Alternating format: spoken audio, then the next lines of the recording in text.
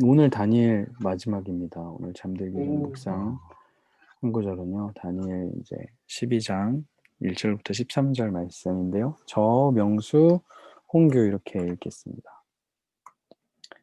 그때 내 민족을 지켜주는 큰 천사 미가엘이 일어날 것이다. 나라가 생긴 때부터 그때까지 없던 큰 고통이 있을 것이다. 그러나 그때 내 백성들 곧 그 책에 이름이 적힌 사람은 누구나 구원을 받을 것이다. 땅의 흙속에서 자는 사람들 가운데 많은 사람이 깨어나서 어떤 사람은 영원한 생명을 받고 어떤 사람은 욕과 함께 끝없이 부끄러움을 당하게 될 것이다. 지혜로운 사람은 하늘이 밝게 빛나는 것처럼 빛날 것이고, 많은 사람들을 의로 이끄는 사람은 별처럼 영원히 빛날 것이다. 너 다니엘은 마지막 때까지 이 말씀을 간직하고 이 글을 은밀하게 덮어두어라. 많은 사람이 이 참된 말씀을 찾아서 이리저리로 빨리 왔다 갔다 할 것이다. 나 다니엘은 다른 두 사람이 서 있는 것을 보았습니다. 한 사람은 이쪽 강 언덕에 있었으며 다른 한 사람은 저쪽 강 언덕에 서 있었습니다. 그 가운데 한 사람이 강물 위에 고운 베옷을 입고 있는 사람에게 말했습니다. 이 놀라운 일들이 언제 이루어지겠습니까? 그러자 강물 위에 있던 고운 베옷 입은 사람이 그 오른손과 왼손을 하늘을 향해 쳐들며 영원히 살아계시는 분을 두고 맹세하며 말씀하는 것을 내가 들었습니다. 한때, 두때, 반때가 지나서 하나님의 백성들의 힘이 다 깨어질 때까지다. 그렇게 되면 모든 일이 끝날 것이다. 나는 듣고도 무슨 뜻인지 몰랐습니다.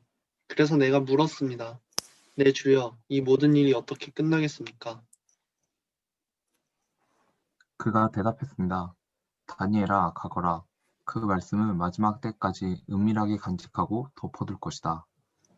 많은 사람이 깨끗하고 하얗게 단련될 것이다. 그러나 악한 사람은 계속 악을 행할 것이다.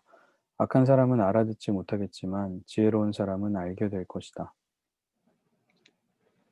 날마다 드리는 제사를 못 드리게 되고 멸망을 불러오는 하나님의 미워하는 물건이 성전에 세워지는 때부터 1290일이 지나야 할 것이다.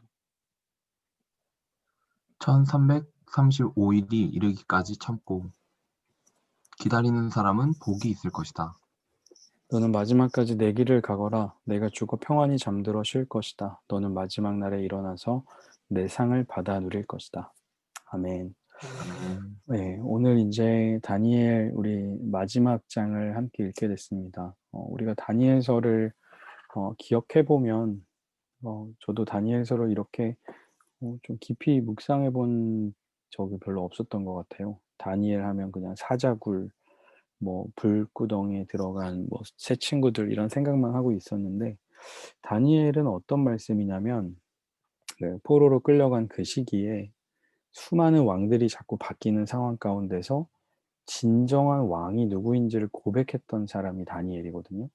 왕 중의 왕, 또 능력의 능력, 지혜를 주신 진짜 지혜자가 누구인지를 고백했던 사람이 다니엘이었어요. 근데 그것은 다니엘이 자신의 의지로 깨달은 것이 아니고요. 하나님이 다니엘에게 깨닫게 해주신 거죠. 그게 다니엘 1장에 나오는 거예요. 다니엘이 위기를 만났을 때 하나님께 간구했더니 하나님이 깨닫게 해주신 거죠. 내가 지혜보다 더 높은 지혜, 능력보다 더 높은 능력, 왕보다 더 높은 왕이다. 라는 것을 다니엘이 깨닫고 나서 이제 그때부터 다니엘은 두려움이 없는 거예요. 실제로 내 몸은 어떤 왕이 나를 포로로 삼고 있지만 사실 나의 진짜 왕은 하나님이다. 이걸 고백했던 사람이거든요. 그런 다니엘을 하나님이 왕이 4번 바뀌는데 계속 사용하시는 거죠.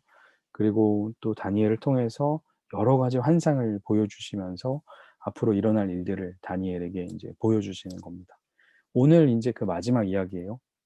마지막 때에 어떤 일이 일어나냐면 두 그룹으로 나뉘게 되는데요. 고통을 받는 그룹과 구원을 받는 그룹이 먼저 있다고 그래요. 12장 1절을 보니까 그때 내 민족을 지켜주는 큰 천사 미가엘이 일어날 것이다. 나라가 생긴 때부터 그때까지 없던 큰 고통이 있을 것이다. 그러나 그때 내 백성들 곧 그 책에 이름이 적힌 사람은 누구나 구원을 받을 것이다. 그러니까 마지막 때에 이제까지 없었던 큰 고통이 있는데 큰 고통을 받는 사람이 있는 반면에 생명의 책에 이름이 적힌 사람이겠죠. 그들은 누구나 구원을 받는다는 거예요. 이렇게 아주 극명하게 대립이 되는 거죠. 두 번째로 어떤 일이 있냐면 생명을 얻는 사람이 있고 영원히 부끄러운 사람이 있답니다.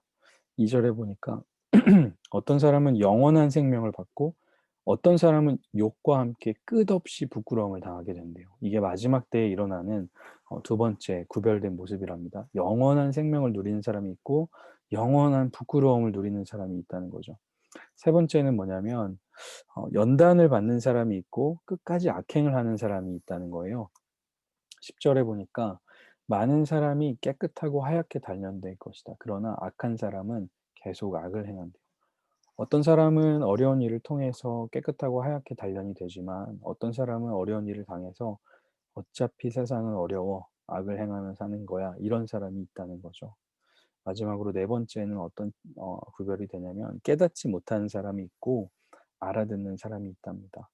악한 사람은 알아듣지 못하지만 지혜로운 사람은 알게 될 것이다 라는 거죠. 그러니까 마지막 때가 되면 지금은 잘 몰라요. 마치 예수님께서 하나님 나라에 대한 비유하실 때 가라지에 대한 비유를 여러분 아마 알고 계실 거예요. 어떤 농부가 씨를 뿌렸는데 아무도 모르는 사이에 나쁜 사람이 와서 가라지를 씨를 뿌려놓고 간 거예요. 그러니까 곡식이 자라면서 가라지가 같이 자라고 있는 거예요. 그래서 그 신하들이 이제 종들이 주인님 우리가 가서 저 가라지들을 뽑을까요? 그랬더니 주인이 뭐라 그러냐면 뽑지 마라. 혹시나 가라지를 뽑다가 알고까지 뽑힐까 봐 두렵다. 그냥 놔두고 나중에 추수 때가 되면 그때 되면 다 드러나게 되어 있다라는 거죠. 그 말은 뭡니까? 하나님 나라의 백성이라는 것은요, 마지막 때까지는 잘 모른다는 거예요. 이게 잘 모른다는 거죠. 사이비가 뭡니까? 비슷한데 약간 다른 거거든요. 이다는 뭐냐면 끝이 다른 거예요. 그러니까 지금은 우리가 잘 몰라요. 근데 마지막 때가 되면 분명하게 드러난다는 거예요. 그러니까 두렵기도 하죠. 마지막 때에는 악한 것과 선한 것이 분명히 구분이 됩니다. 그러면 어떻게 해야 될까요? 우리는 뭐야? 나는 지금 선한 길이야, 악한 길에 있는 거야. 나는 잘 모르겠는데 우리는 잘 모르거든요. 그래서 지혜로운 자가 되어야 한다라고 이제 다니엘에게 마지막으로 이야기를 하시는 거예요. 지혜로운 사람은 어떤 사람이냐면 하늘이 밝게 빛나는 것처럼 빛나는데 이 사람은 어떤 사람이냐면 많은 사람을 의로 이끄는 사람이래요. 하나님께로 이끄는 사람이라는 거예요. 지혜로운 사람은 뭐냐면 단순합니다. 하나님께로 사람들을 이끌어 오는 사람이 지혜로운 사람이라는 거죠. 다니엘에게 이 말씀을 은밀하게 덮어두라고 하면서 많은 사람들이 이 비밀을 알고 싶어서 이리저리 찾아왔다 갔다 할 거라는 거예요. 그 지혜롭지 않은 사람은 어떤 사람이냐면 늘 초조해하는 사람입니다. 어떻게 살아야 돼? 어떻게 해야 돼? 이렇게 이제 고민하는 사람이죠. 그러나 다니엘에게 지혜로운 사람은 하나님께로 사람들을 이끄는 사람이다라고 하는 거죠. 그러면서 다니엘이 하나 더 환상을 봤어요. 두 사람이 서 있는 걸 봤는데 한 사람은 강 이쪽, 한 사람은 저쪽에 서서 어떤 사람이 다른 사람한테 이렇게 물어본 거죠. 이 놀라운 일들이 언제 이루어지겠습니까? 라고 얘기했더니 고운 옷을 입고 있던 사람이 하늘을 향해 영원히 살아계시는 분을 두고 맹세하면서 한때, 두때, 반때가 지나서 하나님의 백성의 힘이 다 깨질 때 이 모든 일이 일어난다는 거죠. 무슨 말입니까? 못 알아듣겠어요. 저도 모르겠어요. 다니엘도 그래요. 8절에 보니까 나도 무슨 뜻인지 몰랐습니다.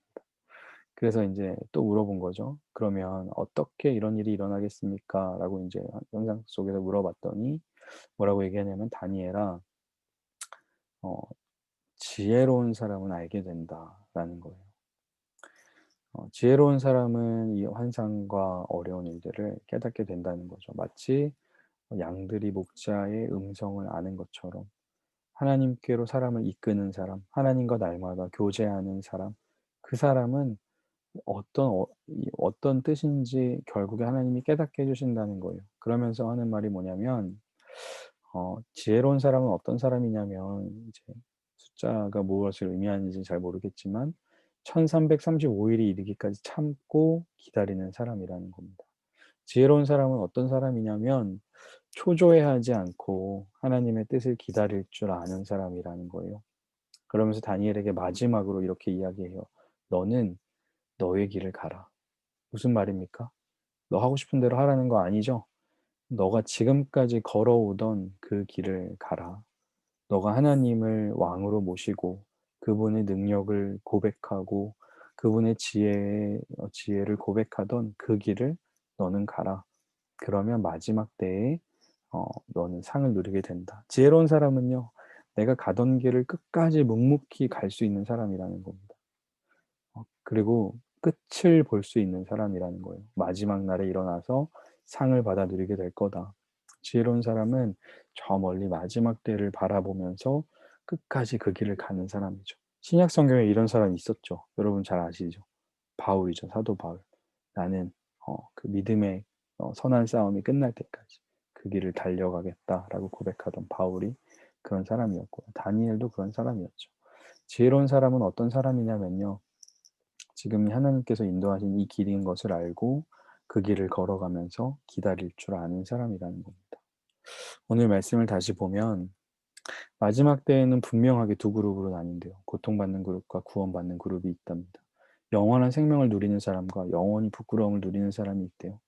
그리고 자신에게 주어진 고통을 연단으로 여기는 사람이 있고 고통을 받으면서 악행을 하는 사람이 있고요. 아무리 얘기해도 깨닫지 못하는 사람이 있고 알아듣는 사람이 있답니다. 그래서 마지막 때를 살아가는 우리는 지혜로운 모습으로 살아가야 되는데 지혜로운 모습이 뭡니까? 하나님께로 인도하는 사람, 초조해하지 않는 사람, 또 어, 기다릴 줄 아는 사람, 내가 가던 이 길, 하나님이 인도하시는 이 길을 끝까지 가는 사람이 지혜로운 사람이라는 겁니다. 다니엘은 결국에 죽게 될 거지만 그 이후에 죽음 이후의 마지막을 볼 수 있는 눈을 가진 사람이 된 거죠. 그게 이제 다니엘서가 우리에게 주시는 하나님의 메시지인 겁니다.